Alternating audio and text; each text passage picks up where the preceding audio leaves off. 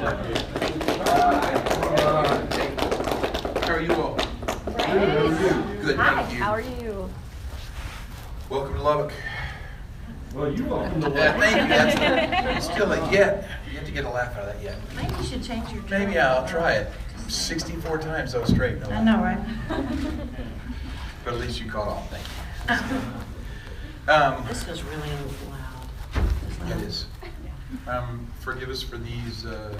Much rather do this, but in the day of social media and everything, we use this a lot. We'll reuse it a lot. Questions, answers. I don't know if you. We should have talked about this before. Have you ever played here? I got to play the fraternity thing, the Pikes Fest. Thank you. Yeah, about 100 years ago. You'll look out in the crowd and you'll see guys my age. Those were the guys I was playing for then, when they were in college. So it was pretty cool. So I get to come back to school again. And played everywhere around here. But what a beautiful facility. We just got here about 15, 20 minutes ago. So just walking around and seeing everything. I got to tell you personally, for my sake, I'm extremely excited to be here. Just from I have the easiest gig on the planet anyway. Playing in Texas makes it 10 times easier. It's just, it's like, I don't know. And you step off the plane, you just take a breath of air, and you're like, okay, everything's good. Yeah, this is like coming home. From Oklahoma, amazed how much this state has let me be like an adopted son of theirs. So this will be a lot of fun. Just gonna have a good time here. That's kind of what we do. Sonny Sweeney will be opening the shows here when we have openers. On the 2-show day sometime, because getting people in and out, trying not to make people wait, we might start the show without an opener and just get started. So that's always a kind of a crapshoot on what that goes down, and you kind of make the call that moment. I told her to go ahead, or we told her to go ahead, and if she wants to book somewhere Saturday night, fine. If she wants to come hang with us just in case, or just be part of the band crew. She's a doll. She's easy to get along with. She's our kind of people. Just a hard worker and just really funny. Doesn't take herself serious, but she is a serious talent. That's a sweet thing to have in a partner. And that's about it, isn't it? Well, yeah, I mean, I think we're just excited about the show. We'd rather, you have been to a show, and then we talk about it, because then hopefully we could say, it was awesome. Yeah, if we did this tomorrow, we'd have a lot better plan on what's going to happen. You never know what's going to happen. You drop the ball, you play the game. And what I'm expecting is, I'm expecting a lot of stupidity. I'm expecting to be loud. I'm expecting it to go way too late on a weeknight. And so this will be fun. This will be a lot of fun. So if you don't mind, we're much better at talking with you than talking at you. So we love questions, and you can't have enough of them. The only thing we ask is if you ask a question, if you please identify yourself so we'll know who we're talking to. Please. Yes, sir. Hi, James, 534. Hey, James. Welcome to Lubbock. Thank you, sir. You bring the biggest tour in the world to West Texas. Why'd you choose Lubbock? I think it's just all about fun. You get to a certain age, you'll know this in about 40 years. You get to a certain age where you just don't want to be around people that are buttholes, if I can say that. And you just want to have fun. That's all you want to do. And this place, for me, has always been this area. West Texas, Amarillo, has always just been a place that was just a blast. I'm going to be brutally honest with you. I thought we were done with Texas. When I saw Lubbock come up on the thing, because they don't tell me anything because they know I'll blab it. So they tell me about three cities out. When I saw Lubbock, you could hear, she goes, what the hell's wrong with you? I said, we're playing Lubbock. I can't. It's like Disneyland for a country music artist to come here and play. So Ben Farrell, the guy that heads all this, he's as tight-lipped as anybody I know, and just pretty amazing. So this was fun. We don't route anything, so it didn't make the fact that we're going to New Mexico the next week on a regular tour would make sense with this route. We were in Boston one week, Portland the next, so we don't route anything. So this was a huge surprise for me. It was a huge surprise for the people buying tickets by the way they responded. And that hopefully makes for a big, fun party kind of weekend. Yes, sir. Abner, you arrested with KCBD. What is your first name, sir? Abner? Abner. Yes, sir. Have we met before, sir? No. It's nice to meet you. Nice to meet you. Thank you. First of all, Trisha, congratulations on your Emmy Thank you. nomination. Thank you very much. Great. Thank you. Love your show. Thank you. Garth, when you came out of retirement in 2014, you were almost apologetic. You were so humble, and you were pretty much saying, and if the public will have me on my second half of my career. Sure. How has it been? How do you feel about the reception you've gotten? 5 shows in Lubbock, Texas. Which way do you want to take it? You want to take it personal, or you want to take it data-wise? Personally. Personally, you kidding me? Greatest gift I ever received in my life was just to get to go home and raise my babies. Because of God and the people, we were financially set to go home and raise the kids. And I got to tell you, there's not a parent on this planet that wouldn't have made the same decision if you could financially do that. So it was very sweet. And but I'll be honest, when you said goodbye, you thought it was goodbye. Because this is a tough business. There's people that work in this business. They know. They've seen the faces come and go. And once you're gone, you don't get to come back. So the second greatest gift I ever received in my life was to ask, hey, could it be possible? Miss Yearwood saw it coming. My mom had a really hard problem with empty net syndrome, really hard. I'm the last of 6 kids, so I saw it firsthand. She saw it coming with me. First one left, it didn't seem that different. The second one, when it got down to 1, it was like a morgue in the house. And that poor girl was trying to sign up for every after-school activity she could so she didn't have to, come home and be with the We're like, you want to hang out? She's like, So she said, would you ever think about touring again? I said, well, I would, but with the people. And damn, it's been awesome. Yes, ma'am. My name's Terry. I'm with KLBK, the local CBS affiliate. My name's Terry. Why is the history of country music so important for you to teach to the younger generation when you're in concert? Wow. Do you want to start? well, I mean, my answer would be it's everything. I grew up on my parents' music. Stay put. Who's ever doing sound, you can just drop this way down. This would be good. Yes. Thank you. So they schooled me on Patsy Cline and Loretta Lynn and Tammy Wynette and Hank Williams, Ernest Tubb, the early stuff that they grew up on, that they loved. And then that introduced me to what was modern day country music at the time, which was George Strait and Ricky Skaggs, Reba McEntire. And I threw in my own influences from my friends like Linda Ronstadt and Amy Lynn Harris, and with fiddles and steel guitars who were also heavily influenced by country music. So for me, especially being coming at it from being a member of the Grand Ole Opry, which we both are, what I love about the Grand Ole Opry is there is a great love for all things new and everything that's coming and everything that's changing, but there's also a great respect for what came before. And so, I feel like it's a responsibility as a country music artist to make sure that everybody that comes after us knows what our parents taught us. Whether they like it or not, to have a respect for it. I was raised on Haggard Jones.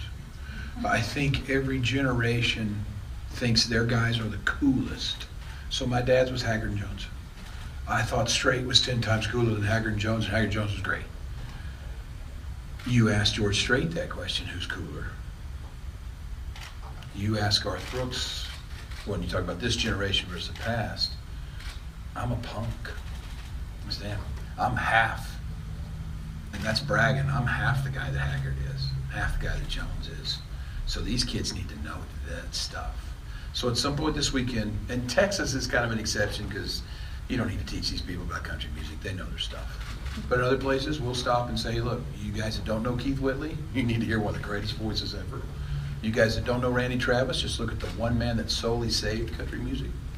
There he is. Chris Ledoux. You can go down the line, all the way. So I think that's why it's important, because my dad had this saying, you'll love this saying. My dad had no filter. He said, just because you're the best of what's out there, bud, doesn't mean you're worth a shit. That's it. You're competing with the past, the present, all that stuff. So you can be the best of this time right here and still not be any good. But you know what is good. You know Haggard, Jones, Buck Owens, these guys. And that's what I want my babies to make sure that they know, and all the kids their age. Yes, sir. Yes, sir. Garth, I'm Mark Richardson with KBST Radio in Big Spring. Hey, Mark. Hey, you know, we were humbled that you gave small little Big Spring a radio interview, so much so that I asked you about lasagna sandwiches. Because you already know you're the best entertainer in the world. We want to know what your life is like. What is it about you and Trisha that makes you willing to reach out to small little markets like Big Spring, Texas, and KBST, and spread the word and tell us what you're doing? I mean, that's a special kind of person. Miss Yearwood, as an artist and you're driving your truck, does it matter if it's Chicago or Big Springs, Texas, when it comes on the radio and it's your song? No. That's the greatest feeling in the world. It's awesome. Is just to get to hear your songs on there. We both started with the same manager too, so we've always had that. I guess that's the way it was from the very beginning. If somebody wants to talk to us, we want to talk to them, you know, and so that's kind of the way it's always been. I know on the tour with you and Ben Farrell, having worked together for so many years, that's the way you do it. Yeah, because I mean, you know, you can land in this place, you can do the math on tonight, and the first thing out of your mouth is going to be, where the hell are all these people coming from? Well, where they're coming from are the small towns. This is what I love about our tour, what I love about teammates. It's being a part of something bigger than yourself. That's what this is. Am I disappointed that we didn't sell 42 shows here? Yes. Am I tickled to death we sold as many shows as we did here? Hell yeah, I am. So there's that thing, somebody might say you're never satisfied, but the truth is, because of those relationships with all those radio stations, big and small, they all come to this area. And tonight, get ready to see what you're going to see. All our petty differences, all these things that we squabble and fight about all the time, are going to go out the window. We're going to be one, and these people are going to sing their ass off. And I'm going to sit there like Tom Sawyer, just laughing, going, I'm working you like a rented mule, and you're paying me. You know, it's the easiest gig on the planet, man. It's so much fun. Thank you. Yes, ma'am. Sarah Self-Walbert from the Hub at TTU. Hey, Sarah. How is touring together different than just being at home together? Or is it?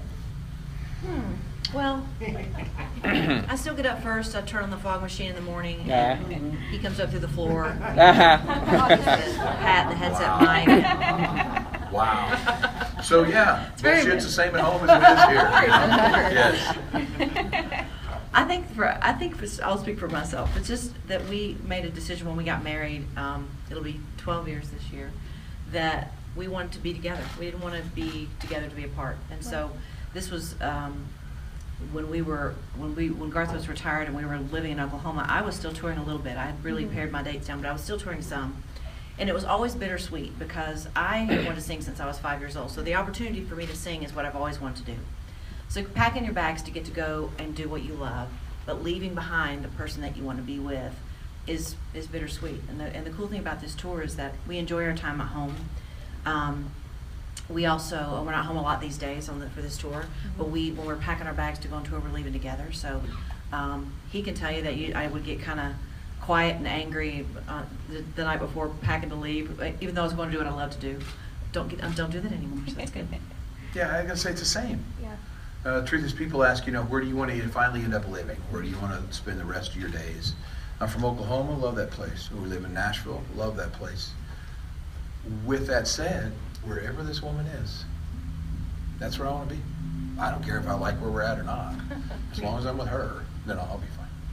Great, thank you all. Yes, ma'am.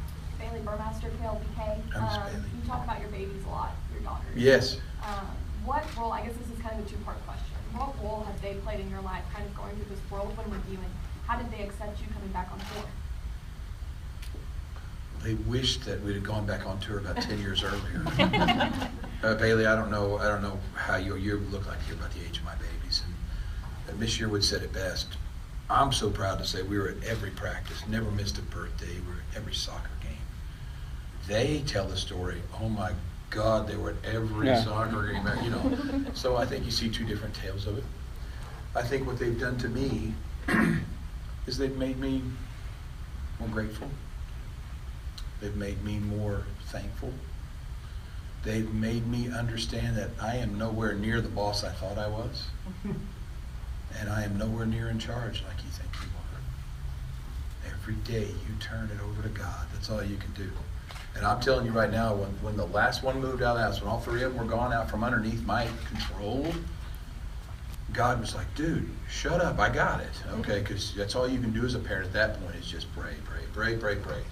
And so I think that's it. I just think eating every second, enjoying every taste of life is what they have brought to me. And seeing it through their eyes is pretty cool, because they're not,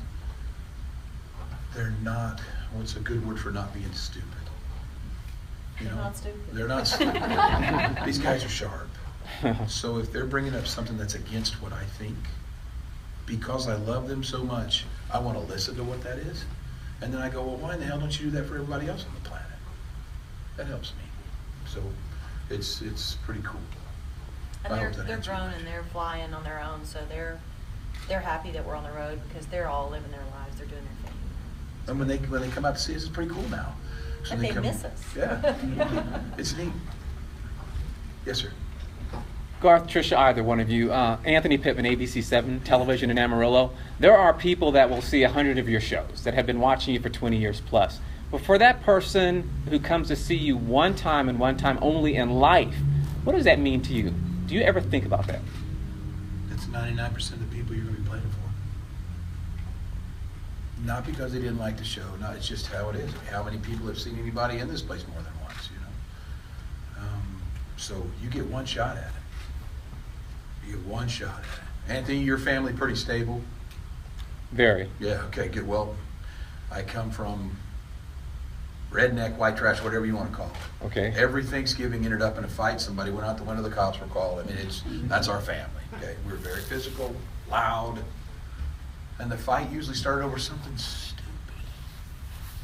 But if that fight is ever who has the best concert, you want your name at that table. That's what you want, right? Yeah. And that's what you want. So when people leave here, the goal for me, I can't speak for her, but the goal for me is they look at that ticket, they look at that price and go, you know what? If this cat comes back, I'll be here. That's the whole goal. So you're very aware of it as you go, that you've got one shot. I will add to that, because I've seen a lot of Garth shows, and I've also, I'm out there myself, and I think about it every single night. I definitely think about the fact that I may have sung She's in Love with a Boy 7,000 times, but somebody's hearing it for the first time tonight, and somebody, that's what they came to hear, even though, there's a room full of Garth fans. I know there's somebody that's there that just came to see me. So I think about that in my head because I want to make sure that they get what they came for. And then I watch the rest of his show after I'm done with my set, and I would never, there's never a bone in this man's body that says, and I did a good show last night. I'm gonna kind of let it go tonight. It's 110% every single night because of that. And people who've seen the show 100 times feel like they're seeing it for the first time. It's pretty special. She brought up a good point. There's going to be people that just come to see her. My job is to steal those people from her. There are people that's just going to come to see Garth. Her job is to steal them. Unfortunately, she's more successful in her job than I am. But because if you watch the show, she has the highlight of the show. I hate saying that. Every night I go out to get it. I think I'm going to get it. And like tonight, I've seen the show. We did our 300 show last weekend. I cried at this point in her show. I do I'm just talking about it now. It kills me. It's one of the most beautiful things you'll ever see when it comes to music and the people that allow artists to be artists. Yes, ma'am. Jan Miller with Lonestar 99.5. Hi, Miss Jan. How are you? Hi, great to meet you guys. Nice to meet you. I am just wondering, you all have your wife at home and now on the road. What's your secret to happy marriage? Go ahead, honey. I can answer for her. You're very lucky when you find somebody that loves you 1,000 times more than you love them, is what she should say. Wow. I am head over heels for this woman. So just getting to be with her, getting to be in the same room. We don't have to be doing anything. She can be binge watching, Bloodline, and I can be over there looking up tractor parts. But I'm breathing the same air she is. I know exactly where she is. And that's everything to me. So I think just spending time with them is something that's cool. I can't imagine. We laugh a lot. We laugh a What lot. do you do? We're goofy. You know, one of the things I love best about the show that Garth did in Vegas, the one-man show, was that before that, everybody would always ask me, you know, he just seems so serious all the time. And I'm like, he's such a goofball. Like, nobody knows this piece of him. And I think the Vegas show, because it was him and a guitar and a lot of talking about his life, let people get to know him better. And so it's not just that he's the love of my life. I like him. You know, we enjoy each other's company. We're just that, you know, most of my songs are kind of depressing, love gone wrong songs, and I'm really happy. So it's kind of silly. I love those songs. So I really kind of thought this kind of sappy thing was like didn't exist, but it's real. I like you. Yes, sir. Wow, thank you. Sean Dillon from KLL. What's the one best thing about each other? What's the one best thing about your wife and one best thing about her? Oh, that's easy. She's. If you look at pictures and you can see them like in cookbooks and stuff. If you look at that 5-year-old little girl, there she is, and she's never changed. With all the good and bad that comes in. Sometimes when we fight, I'm like, you're immature, you know. But what I love about it is she still believes. That's a sweet thing. I wish I still believed, you know. She still believes, and because of that, you don't want to disappoint her. And there's nothing better, you know. All her pictures. I wish she was right here. I wish she was. All her pictures, you know, she's all drawn in and sexy and all, you know. The greatest shot of her on our wedding day, Steve Warner cracked a joke. And she smiled this big open mouth smile, which is always protective of herself that way. And that's my favorite picture of her whole life. It's just her laughing uncontrollably. And that might be, again, because you want to please her so bad because she's your partner, you know. But I think that's my favorite thing about her. She's just still, well, it's my favorite and my not favorite thing about her. She's still 5 years old. And that's fair. Wow. So anyway, after is that right? Well, yeah, that's Isn't it amazing how in relationships the thing that draws you to somebody might be the same thing that makes you want to kill them? Yeah, You know? so I'm just going to save my answer. No. It is a tough question for me because there are a lot of things.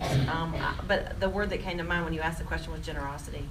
I've said this to him before. Sometimes I think that he is generous to a fault, and sometimes, you know, because he loves people, sometimes he gets taken advantage of because he's so generous. He has such a big heart. But my thing that I've always said to him is, if that's your biggest fault, if your biggest fault is that sometimes you're a little gullible and you're too nice, that's okay. You know, I think truly, having known him for how many years now? 30 years. Since '88. I always thought nobody's this nice. You know, the other shoe's got to fall at some point, and he really is who he portrays himself to be. He's a nice guy. I just need to get through the end of this tour, then that other shoe, she's gonna feel it. I know you're pushing. Anybody get a question that they didn't get? Yes, ma'am. Question for you, Garth. Yes. Thoughts on Brad Underwood leaving Oklahoma State? You're talking about the basketball guy. That's tough because, you know, he hasn't been there that long, and I don't know if anybody saw the opening round of the NCAA, but 93-92 against Michigan, that was a hell of a game. 90s points, 90s in the college game at all. That was awesome. That's where he's brought them. I wish him well, but you know, we bleed black and orange. It's what we do. So whoever the next guy comes in there, you know, you just wish him well. And you know, I don't know if you know this, but the Oklahoma State motto is, "This year's our year." Every year. That's our motto. So I wish him well. And Oklahoma State's a wonderful place for a couple of guys to come to. That my email started filling up the next day from guys from this teammates thing that had college coaches that interviewed at NC, interviewed at Villanova, these things, and saying, "Hey man, these guys are available," as if I had some kind of power over it. So I don't know. I'm an Oklahoma Stater, so it doesn't matter who's at the realm or who's wearing that uniform. Those are my thoughts. Yeah, just about everything she does is, but mashed potatoes. She does something with mashed potatoes, and I've watched her. Looked over her shoulder. It's a secret ingredient. It's a secret ingredient. It's Potatoes. salt and pepper and potatoes. I don't know how she does it, but I'm telling you, this is not a dramatization. We'll come in from the road, and there'll be an empty Coke bottle and a box of Arm & Hammer baking soda in the refrigerator, and the next thing you know, we're eating dinner. It's like, how the hell does she do it? So it's pretty amazing. If the girls were asking, The girls are. They'd say mashed potatoes. They say mashed potatoes, but they like her chicken salad. They like pasta salad. They like everything you do. So it's real lucky. He likes everything in one bowl. So like any kind of casserole where you can just, It's all going to the same spot anyway. And if you got to wash dishes, why do that many things? You know? I love you. I love you. Amen. So the crazy thing, cooking. I know cooking is kind of sometimes thrown off. It's like, okay, well, dinner. But cooking, I don't know if we all understand the importance of a meal and a family sitting down to that meal. I can tell you this, when Sandy and I got divorced and we moved back home, we exchanged the children every day at 6 p.m. Every day for 16 years. Exchanged the kids at 6 p.m. I sat across the table from 3 children that I did not know the first time I sat down there. I looked at these sweet little faces and I'm going, I got to dig in. So how do you do it? Well, they're running all the time. Well, what I learned was dinner time.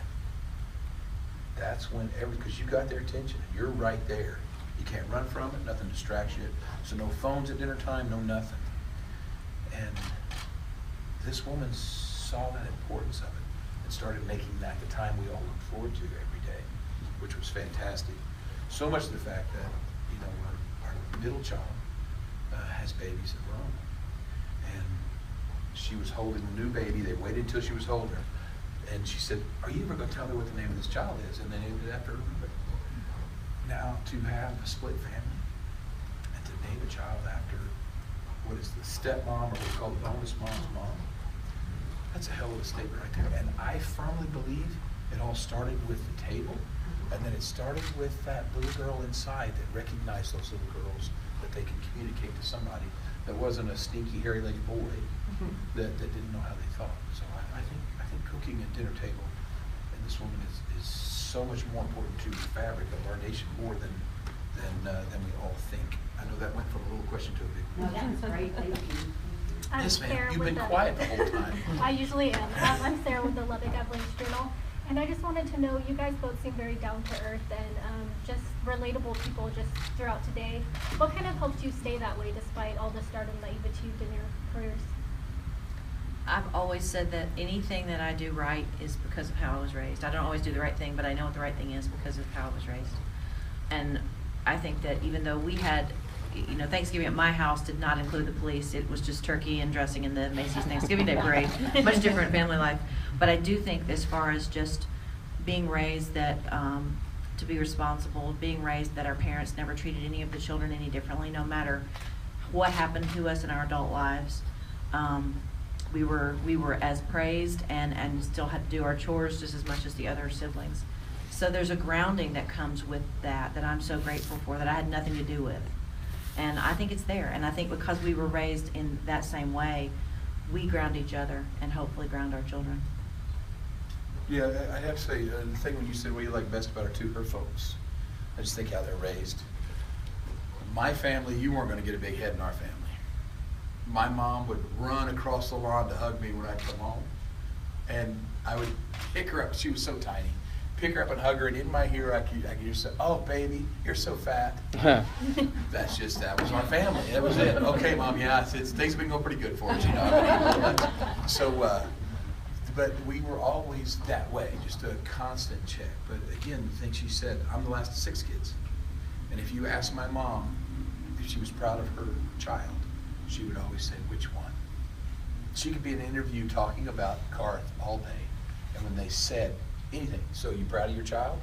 Boom, which one? Because she was proud of all of them, because all the kids, 2 of them were in education, 1 in law enforcement. And it's funny how the 2 most important jobs we have on this planet are the least paid jobs on this planet, and then the ones we don't need are the highest paid ones. So our family was full of realness, humility, and every day you did a gut check and you saw your brothers go out into a world that was getting less nice and less nice every day, and their pay wasn't that great, but they did it because they loved it, and they loved those kids and they loved people. And that's what I love about our family is we were all just raised that way. Everybody good? Thank you all very, very much. Thank you. Thank you.